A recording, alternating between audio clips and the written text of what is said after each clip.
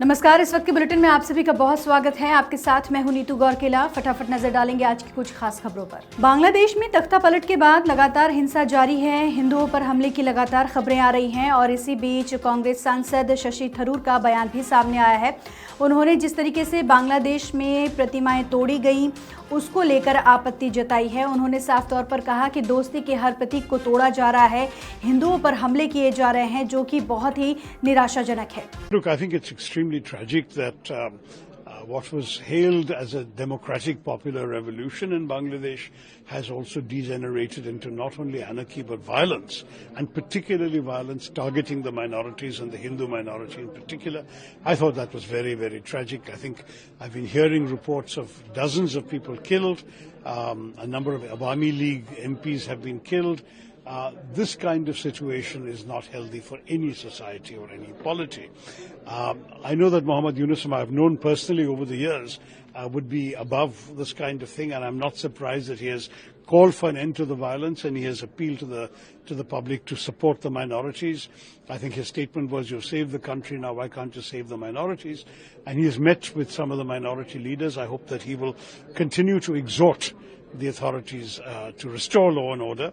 I gather that the police were on strike. They have come back from their strike now, that the army will then feel safer to return to barracks. The army is always, there's always a risk of using bullets to settle, and that's never a good idea in a situation like this.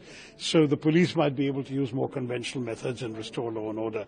But that's extremely important. We in India must stand with the people of Bangladesh, but it's difficult for us to be indifferent when every symbol of India's friendship to Bangladesh is being attacked. The statue of the surrender of the Pakistani forces to Indian soldiers has been smashed to bits. We've had the Indian Cultural Centre completely destroyed, a number of institutions vandalized, including the ISKCON temple. All of these things are very negative signs for people in India, and of course people are going to be hurt and react badly. I don't think it's in Bangladesh's interest either to come across in this way. I think they should be saying that this is about the restoration of their democracy and their rights, and we should respect that. But in the process, you turn against the minorities, and in particular one minority, inevitably that will be noticed and resented in our country and elsewhere. Bangladesh में तख्ता पलट के बाद बांग्लादेश की पूर्व प्रधानमंत्री शेख हसीना ने भारत में शरण ली और इसके बाद उनका एक एक्स पर पोस्ट वायरल हो रहा है, जिसमें वो ये लिखा हुआ नज़र आ रहा है कि बांग्लादेश के देशवासी मुझे इंसाफ दें क्योंकि मेरे पिता का घोर अपमान हुआ है। बांग्लादेश की पूर्व प्रधानमंत्री शेख हसीना ने कहा कि जिन बंग बंधु शेख मुजीबुर रहमान के नेतृत्व में देश ने आज़ादी हासिल की थी उनका अपमान किया गया है। मैं देशवासियों से न्याय की मांग करती हूं। हसीना के बेटे साजिब वाजिद ने उनका बयान एक्स पर पोस्ट किया। बांग्लादेश की अंतरिम सरकार के चीफ एडवाइज़र मोहम्मद यूनुस राजधानी ढाका के ढाकेश्वरी मंदिर पहुंचे। यहां यूनुस ने पुजारियों, बांग्लादेश पूजा उद्यापन परिषद के अधिकारियों और आम लोगों से मुलाकात की। यूनुस ने कहा कि लोकतंत्र में कोई हिंदू या मुस्लिम नहीं होता, सभी के अधिकार बराबर हैं। दरअसल हसीना के इस्तीफे के बाद बांग्लादेश के 52 जिलों में हिंदुओं पर हमले के 205 मामले सामने आ चुके हैं। इसके खिलाफ हिंदुओं ने प्रदर्शन भी किया था।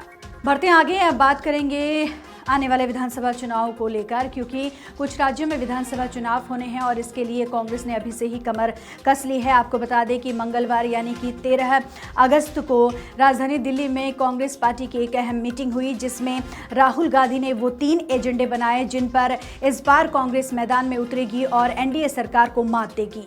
कांग्रेस ने फैसला लिया कि वो अडानी ग्रुप से जुड़े घोटाले की जांच के लिए जेसीपी के गठन, जातीय जनगणना कराने की मांग और संविधान के सम्मान को लेकर देशव्यापी आंदोलन शुरू करेगी।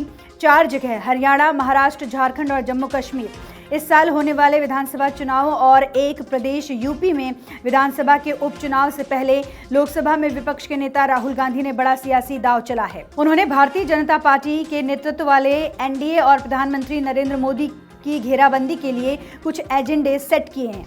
जिन पर बढ़कर कांग्रेस और इंडिया ब्लॉक उनका पूरा गेम बिगाड़ सकता है। देश की राजधानी दिल्ली में मंगलवार को कांग्रेस की अहम बैठक हुई। मंथन में पार्टी चीफ मल्लिकार्जुन खड़गे और सांसद राहुल गांधी के साथ महासचिव, राज्य प्रभारी व प्रदेश कांग्रेस कमेटी के प्रमुख मौजूद रहे। राहुल गांधी की ओर से मीटिंग के दौरान 3 बड़े एजेंडे तय कर दिए गए, जो कि आने वाले समय में कांग्रेस की दशा और दिशा तय करने का काम करेंगे। पहला जेसीपी की डिमांड है, दूसरा जातिगत जनगणना की मांग है और तीसरा आरक्षण है। बढ़ते हैं आगे। दिल्ली में कांग्रेस ने एनएसयूआई के नए अध्यक्ष के नाम का ऐलान कर दिया है। आपको बता दें कि आशीष लांबा कांग्रेस एनएसयूआई के अध्यक्ष होंगे। आशीष लांबा 2019 से राजनीति में सक्रिय हैं और इसके साथ ही साथ दिल्ली कांग्रेस ने 8 राज्यों में एनएसयूआई के अध्यक्षों के नाम की घोषणा की है। कांग्रेस ने दिल्ली एनएसयूआई के नए अध्यक्ष के नाम का ऐलान कर दिया। पार्टी ने आशीष लांबा को उस पद की जिम्मेदारी दी है। आशीष लांबा साल 2019 में दिल्ली यूनिवर्सिटी छात्र संघ के सचिव बने थे। कांग्रेस ने दिल्ली के अलावा 8 और राज्यों में छात्र संघ के अध्यक्षों का ऐलान किया है। एनएसयूआई नेता ने इस दौरान कहा कि अगले महीने दिल्ली यूनिवर्सिटी छात्र संघ के चुनाव होने हैं।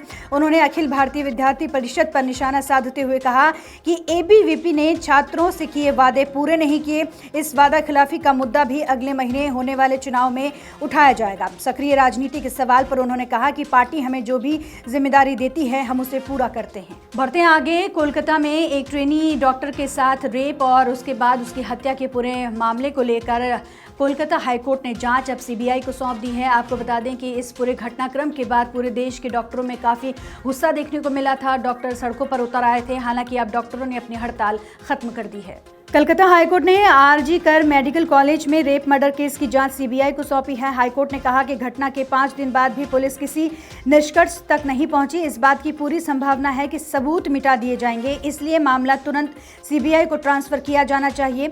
उधर पुलिस ने बताया कि आरोपी एक ट्रेंड बॉक्सर है।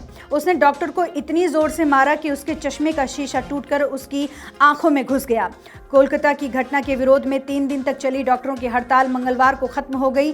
Federation of resident doctors association यानी कि FORDA ने स्वास्थ्य मंत्री JP नड्डा से मुलाकात के बाद ये फैसला लिया। ये थी वो अहम खबरें जिन पर पूरे दिन भर हमारी नजर बनी रहेगी और इन खबरों से जुड़ी हुई अपडेट भी आप तक पहुंचती रहेगी।